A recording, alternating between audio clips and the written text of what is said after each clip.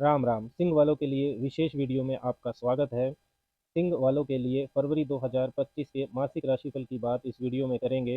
लियो monthly predictions फरवरी 2025। फरवरी 2025 के महीने में जो ग्रहों के परिवर्तन दिखाई दे रहे हैं उनका आपके जीवन के विभिन्न क्षेत्रों पर कैसा प्रभाव रहेगा, कैसा रहेगा आपका स्वास्थ्य, कैरियर, नौकरी, बिजनेस, आपकी आर्थिक स्थिति, निजी जीवन, वैवाहिक जीवन, इन सब के बारे में विस्तार से चर्चा करेंगे। चंद्र राशि, जन्म की राशि पर ये वीडियो आधारित है। आप इसको लगन की राशि से भी देख सकते हैं। सबसे पहले देखते हैं कि सिंह वालों के लिए फरवरी के महीने में ग्रहों की स्थितियाँ कैसी रहने वाली है। तो आपकी राशि के स्वामी सूर्य देव छठे भाव में रहेंगे 11 तारीख तक मकर राशि में। उसके बाद वो राशि परिवर्तन करेंगे, कुंभ राशि में आ जाएंगे। बुध की स्थिति 1 से 11 तारीख तक मकर राशि में रहेगी सूर्य के साथ ही आपके दसम भाव में। उसके बाद 11 से 27 फरवरी के बीच बुध देव कुंभ राशि में रहेंगे सूर्य और शनि के साथ आपके सप्तम भाव में। उसके बाद वो मीन राशि में चले जाएंगे अष्टम भाव में, जहां वो नीच के हो जाएंगे। देवगुरु बृहस्पति की स्थिति आपके दसम भाव में चल रही है। अभी वो वक्री हैं, लेकिन अच्छी बात यह है कि 4 फरवरी से बृहस्पति मार्गी हो जाएंगे। शनिदेव कुंभ राशि में रहेंगे आपके सप्तम भाव में, राहु मीन राशि में रहेंगे आपके अष्टम भाव में, और केतु कन्या राशि में रहेंगे आपके दूसरे भाव में। आपके लिए योग कारक ग्रह मंगल देव की स्थिति 1 से 23 फरवरी तक मिथुन राशि में है। वो वक्री रहेंगे 1 से 23 तक, और 24 फरवरी को वो मार्गी हो जाएंगे मिथुन में ही। ग्रहों की स्थिति को समझने के बाद अब बात करते हैं परिणाम की। सबसे पहले बात करते हैं स्वास्थ्य की। तो पहला भाव और पहले भाव का स्वामी स्वास्थ्य के बारे में महत्वपूर्ण जानकारी देते हैं।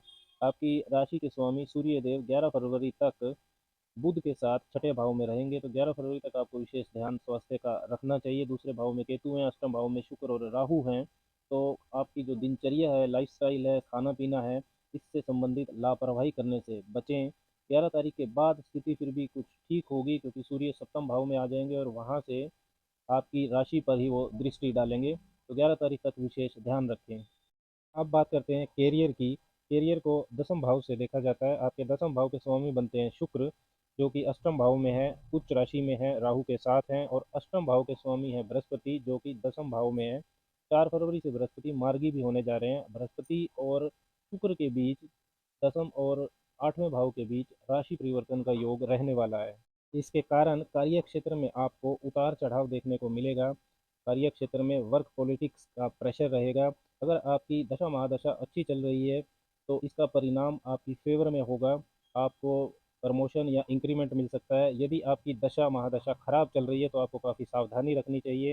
आपके काम का क्रेडिट कोई और ले जा सकता है।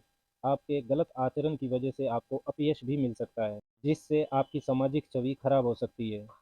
वो सिंह वाले जो किसी तरह की रिसर्च से जुड़े हैं, गवर्नमेंट सेक्टर में रिसर्च करते हैं, ऑडिटिंग डिपार्टमेंट में है या टैक्स डिपार्टमेंट में है, या आप डॉक्टर हैं, अकल तंत्र मंत्र हीलिंग के क्षेत्रों से जुड़े हुए हैं, इन सब क्षेत्रों के लिए अष्टम और दसम भाव का ये परिवर्तन योग फरवरी में आपको शुभ प्रभाव दे सकता है।